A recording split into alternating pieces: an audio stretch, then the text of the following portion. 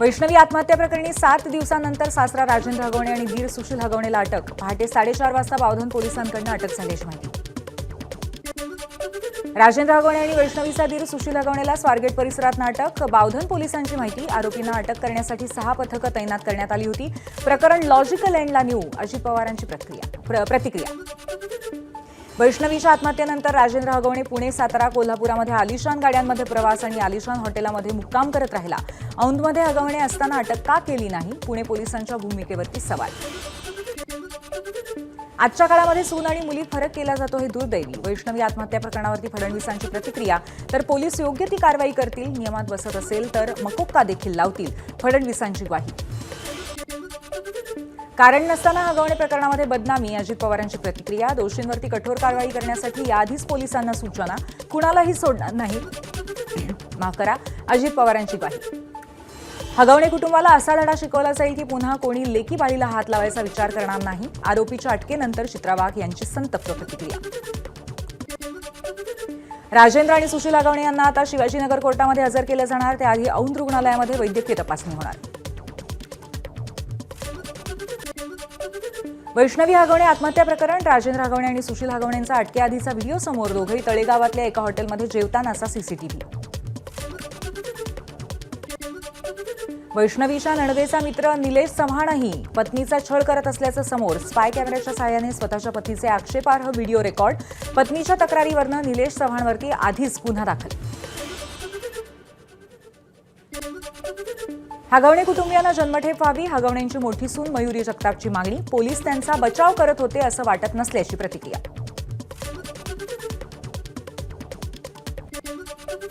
मयुरी जगतापने तक्रार दिली त्यावेळी कोण पोलीस अधिकारी होते याचा तपास करून त्यांचं निलंबन केलं पाहिजे. चित्रा वाघ यांची प्रतिक्रिया. मयुरीच्या तक्रारीची दखल घेतली असती तर वैष्णवी आज आपल्यात असती, अशी ही प्रतिक्रिया. हगवणे नाही तर पक्षात घेतलेली सर्व लोक तपासा. गुलाबराव पाटलांचा अजित पवारांना सल्ला. जळगाव जिल्ह्यातले जे लोक पक्षात घेतले त्यांनाही तपासा. त्यांचंही असंच प्रकरण बाहेर निघेल. गुलाबराव पाटील यांची नाव न घेता गुलाबराव देवकरांवरती टीका. हगवणेंना राजकीय पाठबळ आणि पोलिसांचंही पाठबळ. सामाजिक कार्यकर्त्या अंजली दमानी यांचा पोलिसांच्या भूमिकेवर संशय.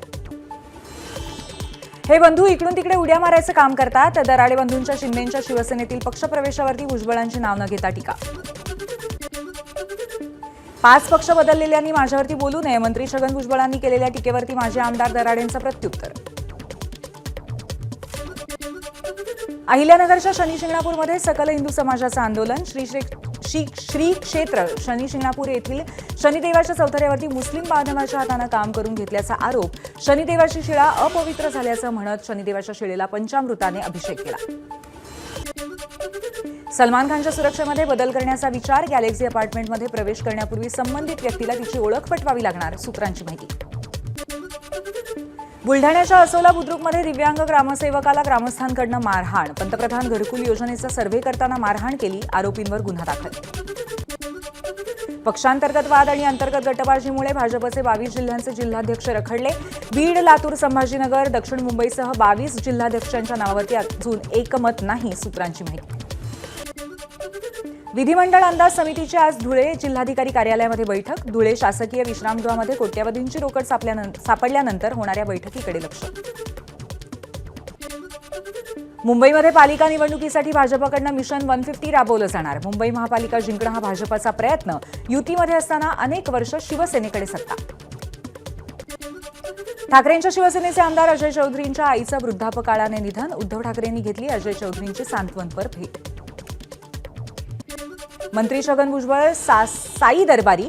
मंत्रिपदाची शपथ घेतल्यानंतर छगन भुजबळ साई चरणी गेली.